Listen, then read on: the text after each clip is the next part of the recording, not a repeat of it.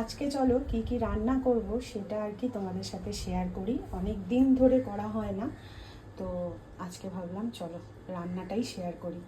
তো এখানে দেখো আমি উচ্ছে কেটে রেখেছি, তো উচ্ছে দিয়ে আর এই যে লাউ দিয়ে শুক্তো করব, যেটা সর্ষে পোস্ত আদা বাটা এইসব দিয়ে হয়, সেই শুক্তোটা করব। খেতে কিন্তু খুব ভালো লাগে।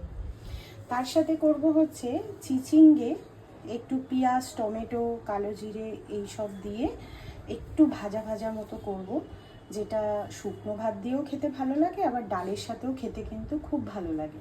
তোমরাও ট্রাই করে দেখতে পারো।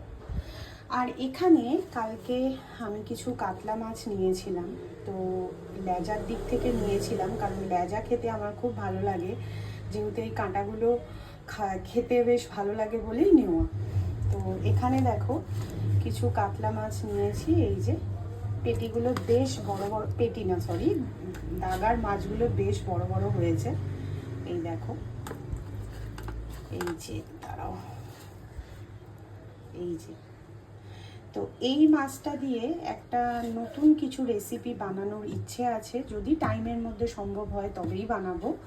আর তার সাথে আছে মাছের তেল, আর মাছের তেলটা আমি পেঁয়াজ রসুন টমেটো এইসব দিয়ে বানাবো, কোনো রকম কোনো সবজি অ্যাড করব না। তো রবিবারের মেনু এই। তো তোমাদের বাড়ি কী কী রান্না হচ্ছে অবশ্যই কমেন্টের মাধ্যমে জানিও। তো চলো টাটা।